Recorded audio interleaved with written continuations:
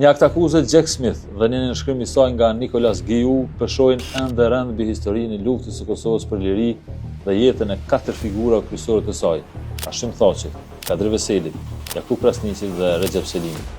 Një proces ky i drejtësisë i cili që nga fillimi u përcoll me akuza për devijime juridike dhe qasje politike. Por karma me gjas ekziston. Të dy këta, ku njeri si prokuror përpiloi dhe ngriti një akt akuzë që e portretizonte Ushtrisë Shqiptare të Kosovës si ndërmarrje kriminale dhe tjetri si gjyqtar e konfirmoi atë duke lëshuar urdhër arreste, sot po përballen me sanksione, kufizime dhe hetime nga Shtetet e Bashkuara të Amerikës. Për dallim nga Haga, ku veprimet e tyre kanë kaluar pa mbikëqyrje dhe pa pasoja, në SBA po ndodhe kundërta.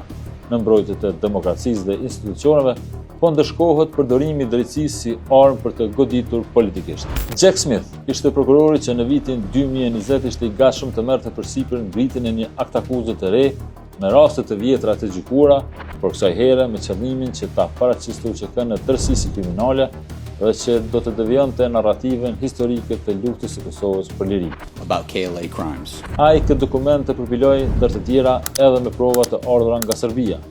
Smith u përfshi në ngjarje politike përmes drejtësisë, si në rastin kur lëshoi njoftimin për akt akuzë, pikërisht në kohën kur Hashim Thaçi po udhtonte drejt shtëpisë së bardhë për një marrëveshje që e priste në tavolinën e presidentit Donald Trump. Ai drejtoi për 4 vjet zyrën e prokurisë, gjatë së cilës periudhë ka akuza se bashkëpunoi me ndërmjetësues të lidhur me shërbimin sekret serb për të siguruar dëshmitar të rrem kundër krerëve të UÇK-s. Nicolas Guillou në anën tjetër, si gjyqtar paraprak që nënshkroi urdhër arrestit për Thaçin, Veselin, Krasniqin dhe Selimin, miratonte gjithçka që kërkonte zyra Jack Smithit dhe kundërshtonte pothuajse gjithçka që kërkonte mbrojtja.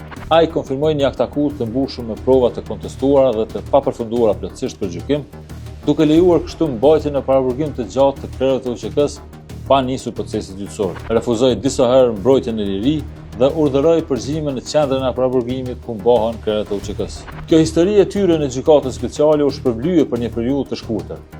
Smith u emërua prokuror special për të hetuar në kohën e zgjedhjeve në vitin 2024 Donald Trumpin, lidhur me përpjekjet për të kundërshtuar rezultatin e zgjedhjeve të vitit 2020, ndërsa Guillou u emërua gjyqtar në gjykatën penale ndërkombëtare. Megjithatë, kjo nuk zgjati shumë.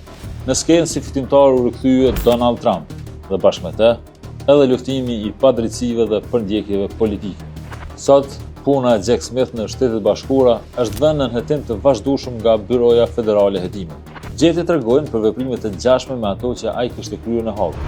Akuzohet se e përdori drejtësinë si mjet politik për ta larguar Donald Trumpin nga gara presidenciale, përfshirë përgjimin e bisedave private të senatorëve dhe zyrtarëve të tjerë republikan, si dhe pagesa deri në $20,000 për informatorët e dyshim. Smith është thirrur të dëshmojë në Komitetin e Gjyqësorit të Dhomës së Përfaqësuesve dhe një pjesë e stafit të Departamentit të Drejtësisë që kishte punuar me të është shkarkuar nga detyra. Trump dhe figura të tjera republikane e quajnë Smithin të çmendur dhe kërkojnë që ai të përfundojë në burg për veprimet e tij. Për Guillou, donca ai vazhdon të jetë ende gjyqtar në gjykatën penale ndërkombëtare, jeta e përditshme është shndruar në një ankth. Në një intervistë për gazetën franceze Le Monde, Guillou ka përshkruar në detaje vështirësitë të mëdha që po përjeton si pasojë e sanksioneve vendosura nga SBA. Atij janë bllokuar transaksionet bankare me të gjithë ata që operojnë me dollar, për më tepër që sistemet kryesore të pagesave janë amerikane si Mastercard dhe Visa. Janë mbyllur llogaritë në Amazon, Airbnb dhe PayPal, ndërsa shpeshherë janë ulohen edhe rezervimet e hoteleve. Të jesh në sanksione është si të kthej në vitet e 90-ta, thoshte ai për gazetën prestigjioze franceze. Rasti i Jack Smith dhe Nicolas Guillou tregon se një abuzim ekstrem me pushtetin, duke përndjekur politikisht e duke kufizuar lirinë të tjerëve jashtë normave të pranueshme, nuk është të mundur të kalojë pa pasoja në SBA, ku funksionon mbikëqyrja dhe llogaridhënia. Pse kjo nuk ndodh edhe në Hagë?